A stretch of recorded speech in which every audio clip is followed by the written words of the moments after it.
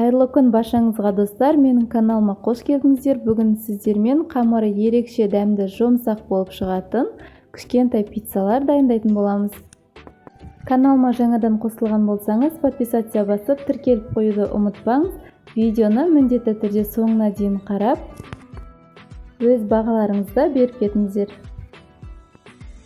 Ендеше кеттік бастаймыз. Бисмилля деп ең алдымен жылы суымызды құйып аламыз. Жылы суымыздың үстінен 1 шай қасық тұзымызды, 10 грамм қантымызды саламыз. 1 шай қасық құрғақ ашытқымызды, үстінен 1 шай қасық сұйық майымызды құйып аламыз. Барлығын қасықтың көмегімен жақсылап араластырып аламыз.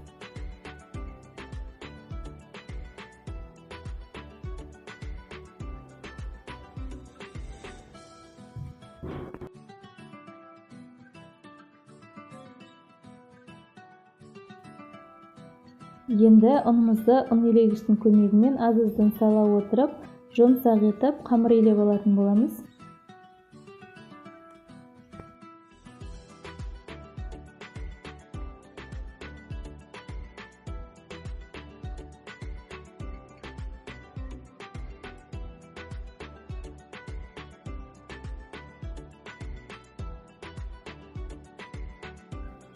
Қолға жабыспайтындай етіп, жұмсақ етіп қамырымызды илеп алдық.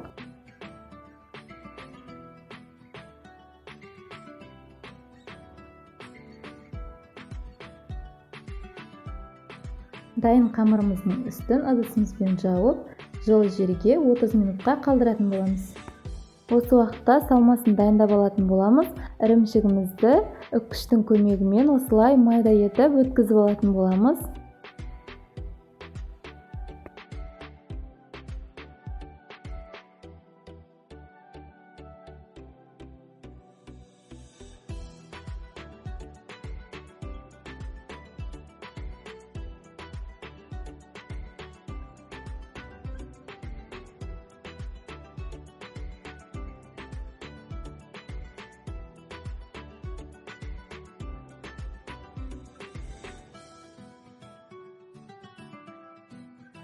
Ірімшігіміздің барлығын өткізіп алдық. Енді кезекте біз шұжықтарымызды 4 бұрышты етіп майдалап турап алатын боламыз. Біздің жасайтын пиццамыз кішкентай пицца болатын болғандықтан барлығын майда етіп турап аламыз.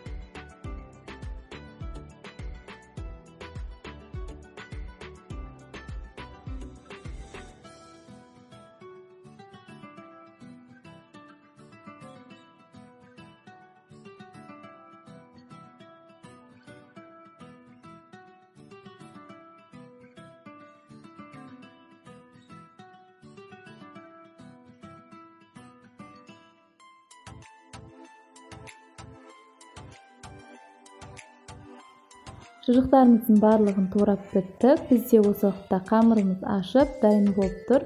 Енді біз табамызға кішкене ғана май құйып, табамызды жақсылап майлап аламыз.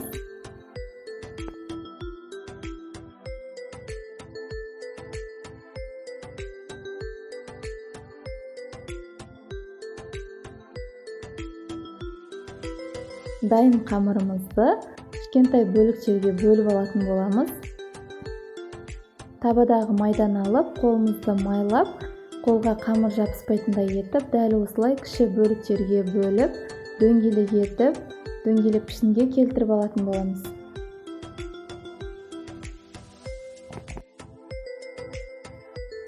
Дәл осы рецептпен жасасаңыз, егер үлкен пицца жасаймын десеңіз, 2 үлкен пицца шығады, ал кішкентай жасаймыз десеңіз, 6 немесе 7 бөлікті қамыр шығатын болады. Дәл осылай қамырларымыздың бәрін дайындап, табамызға салып аламыз. Жақсылап жұқа етіп жайып алатын боламыз.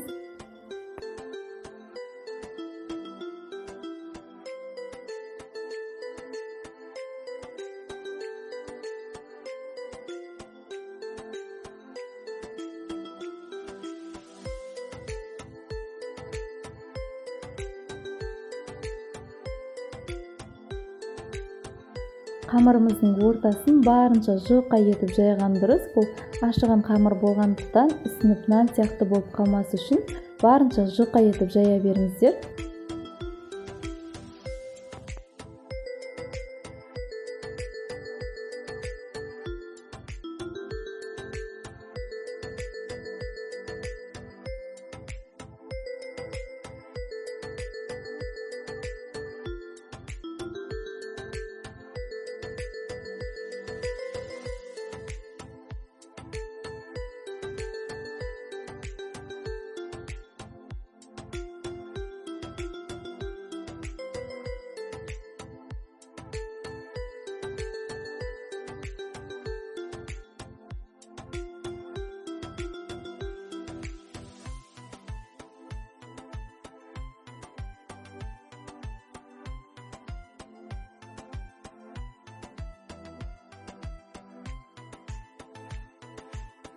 Дәл осылай менде бір табаға 3 пицца кетті. Енді әрқайсысына 1 шай қасықтан кетчуп салып шығатын боламыз.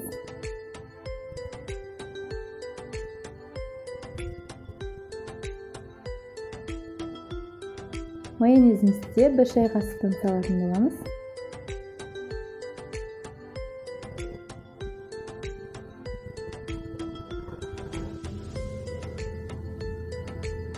Екеуін араластырып, толығымен ортасына жағып шығамыз.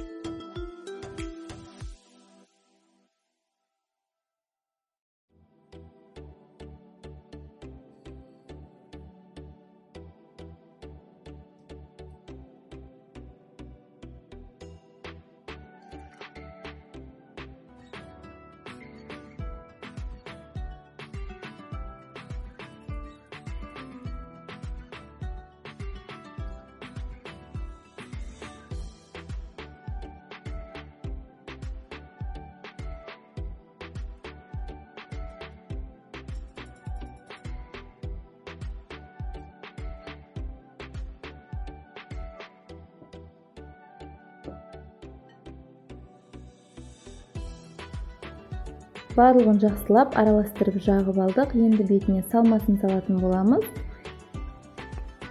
Мен ірімшік пен шұжықты салдым. Қалауларыңыз бойынша тауық еті немесе тұздалған қияр, қалауыңызша барлығын салсаңыздар болады. Менде балдар жейтін болғандықтан ірімшік пен шұжық қана салдым.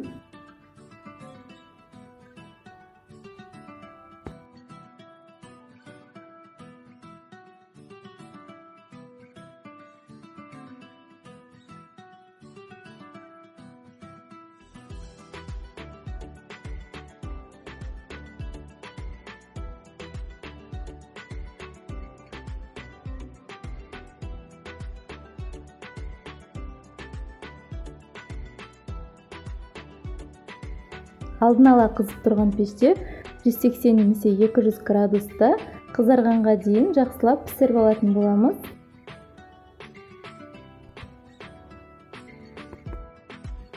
Біздің пиццаның қамыры өте жұқа, тез пісіп қалады. Сол үшін де пештің қасында қарап отырған дұрыс.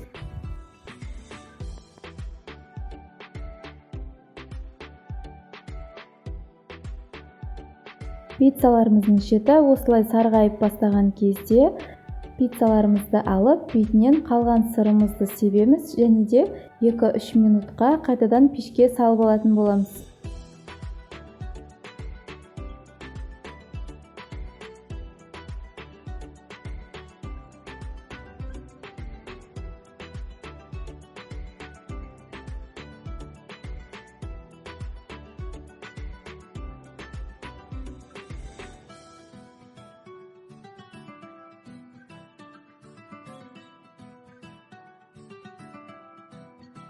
Міне осымен біздің дәмді әрі жұп-жұмсақ кішкентай пиццаларымыз дайын.